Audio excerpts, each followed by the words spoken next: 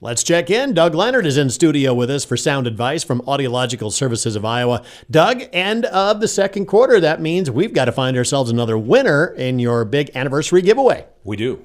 So who's going to be the lucky drawing person? Are you going to draw or am I going to draw? I never draw. Okay, it's me. Gotcha. I never take that responsibility ever. All right. That way nobody can blame me for it. I like that thinking. Yeah. So I hope nobody blames me for who I draw too. So we'll mix these up a little bit here and let's see what we got. It's Larry S. Larry S. Yes. All right, so Larry S. Larry's going to win some nice prizes here. Yeah, we'll reach out to him and notify him about that. But so we have gift certificates to Bordenero's Meat Market, True Value, Carroll Design and Salvage, Brown Shoe Fit, and Earl May. So great gift certificates this quarter, and we're going to do the same thing for the third quarter too. Yeah, make sure you get signed up for that. Once again, we'll give you more information on how to do that coming up. But I want to talk about today, of course, the 4th of July, and so happy Independence Day to everybody out there. A lot of folks traveling this time of year. Of course, big travel time. Never think about people with hearing loss when they travel. They've got to take a lot of extra time to think about what they're going to run into. Yeah, especially, if they're traveling to a place they're not familiar with, or if they're traveling, particularly in an airport. You think about the challenges that we all face when we travel and through an airline. There's a lot of announcements that people have to hear. I have normal hearing, and I can never really hear what seat assignments they're announcing or what groups they're announcing when we're boarding the plane. So imagine that with a person that has hearing loss. It could be very, very challenging. And so we posted an article on our Facebook page recently about the challenges of that people experience when they have hearing loss when they're traveling.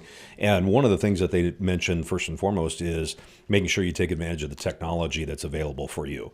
So when I think about that, number one, I think about if you're in an airport, see if that airport has a loop system. We've talked about loop systems in the past, like they have here at St. Lawrence Catholic Church.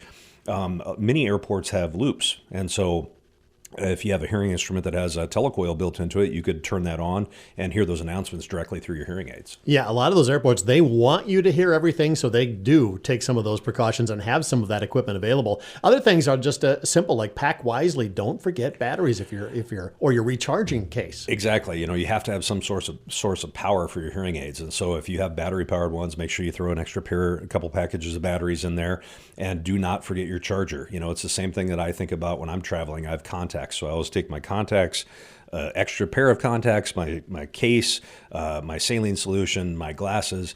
With hearing instruments, you have to think about that too when they're rechargeable. And another thing too is you can avoid a lot of problems by having a backup plan. Do a little research in advance wherever you're going to be traveling to. Kind of look and see where there might be an audiologist in case you have problems. Yeah, it's sometimes people will call and they just happen to be out of town for a few days or a week or something. We have snowbirds that will be traveling, and if they have an issue, they can call us and we can find an audiologist in that area that they could work with. Yeah, absolutely. Again, just a couple of simple precautions. And again, there's lots of apps, assistive devices that might help you out, and Doug can fill you in on all of that. Doug, what's your number here at ASI? It's 792-5933. Give him a call. If you've got travel plans, not only for the 4th of July, but anytime, you can do a lot of things in advance that will make your trip a lot smoother if you have a hearing loss.